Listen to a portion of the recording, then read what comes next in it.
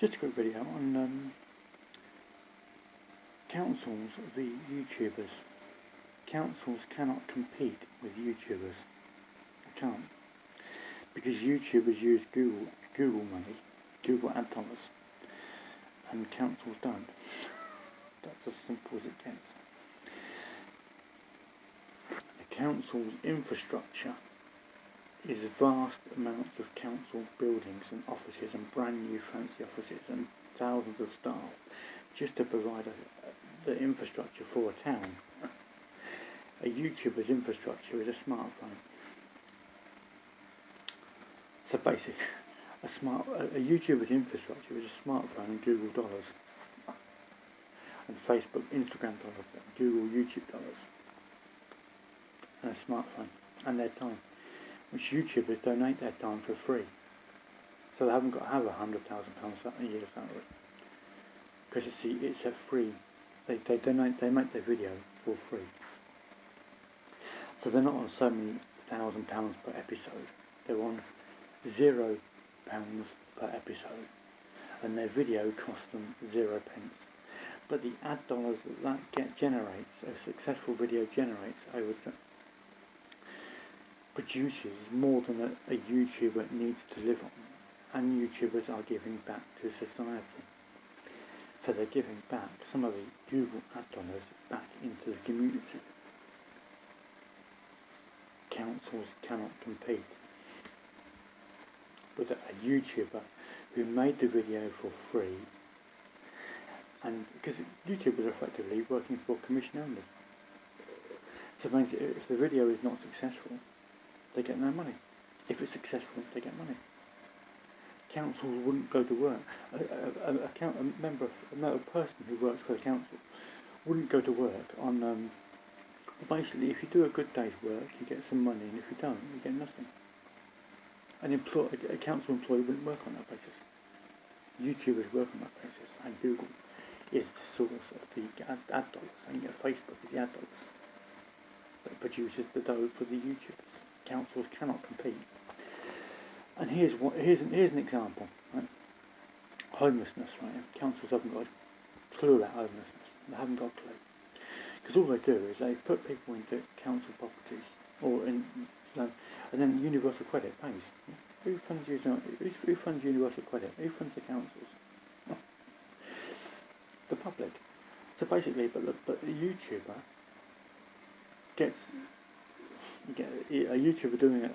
There's people now with millions of individuals with millions of subscribers, which means basically a couple of million of subscribers is an audience of about 8 million, because only about 25% of people subscribe to a video, to a YouTuber, because otherwise you have too many subscribers. You can't, even if you click the bell, you can't see the YouTuber.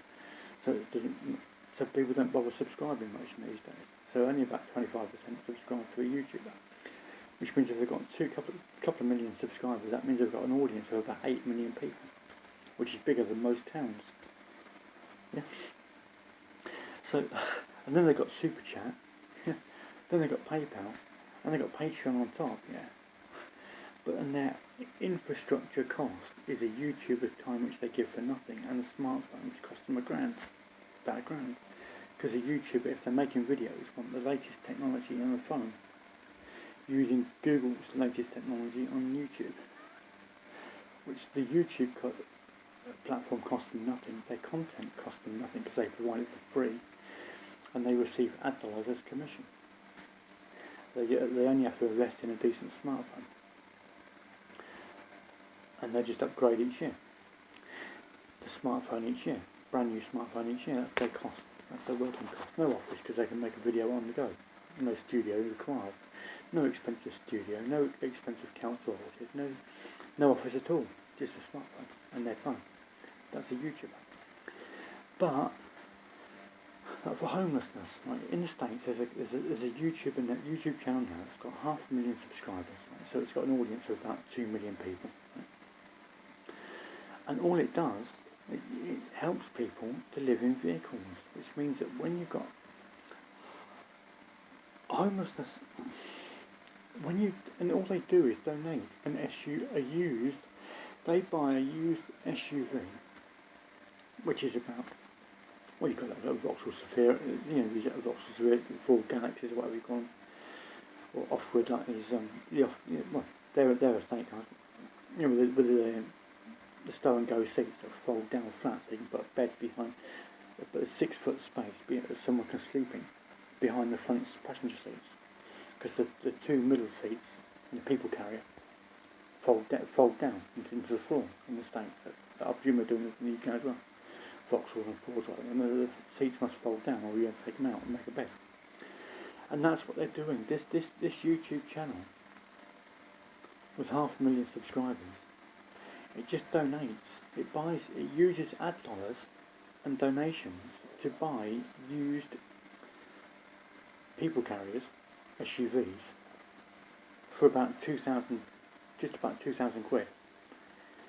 And they fit it out with a bed, and they put a Jackery, which is a solar power bank, which means it's got energy, and they put 200 watt solar on the roof of the SUV, which means that the person then has free energy from the big ball in the sky via the solar panel, which charges the Jackery, which means they can power everything they want, the cooking facilities, the fridge, the microwave, in an SUV, right? Which gives a person, which makes a homeless person no longer homeless. And when they pay the road fund, they can park that car anywhere, in the car park, whatever, yeah?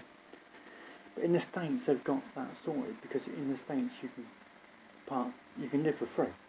You can go somewhere in the middle of nowhere on Bureau of Land Management land and park there for 2 weeks in one go, and not. In the UK you can't do that. You can't, because you've been moved on. But in the States you won't. Yeah? And in the States you can pay $180, which is about 130 quid, for 7 months living in a vehicle. You can't do that in the UK. We haven't got that far. We're not that advanced yet. We haven't processed. They like to use that. They haven't processed that, worked that out like that. But that's how you solve homelessness. You just donate a used SUV of about 2,000 quid to a person that's homeless, and they live in that, and they have a Jackery, and the Jackery it works out at about £1 a watt. So you get a 250 watt. You can get Bluetooth, you can get Power, you can get Jackery. Jackery is one of the best, and it's the most viewed. Any van life channel usually has a Jackery, yeah? And not a code, even though it's used as code. But the Jackery is about £1 a watt. So you can get a 2,000 watt Jackery, which means you can run an 800 watt microwave on a 2,000 Jackery, can't you? And if you get a 150 watt alternator, like a 2 litre van, diesel van, with a 150 watt alternator, as long as your engine is charging, you can do an 8-minute microwave meal, and it won't actually drain your battery. But this is van tech, van life. People are living in vans. Homes are homes on wheels. Homes don't need to be big £300,000 homes. They can be an SUV. They can be a van. They can be a Mercedes Sprinter. They can be a VW Crafter. They can be a Ford Transit Connect. They can be a Peugeot Partner. They can be a Peugeot Expert van. That's the modern. This is the future of vans. So that people save the accommodation cost, because the van is accommodation and transport, where a house is only accommodation, and they've got to pay extra for the transport. So they just combine the transport and accommodation. But YouTubers with channels are donating used SUV people carriers to homeless people, making them no longer homeless, and no need to pay rent to the homeless person, because the car is a home, which is bought and paid for, no rent needed. That's the YouTuber solution to the council solution. Just keep on getting universal credit, keep on paying forever, if they can't get work. That's why councils can't compete with YouTubers. It's good fun.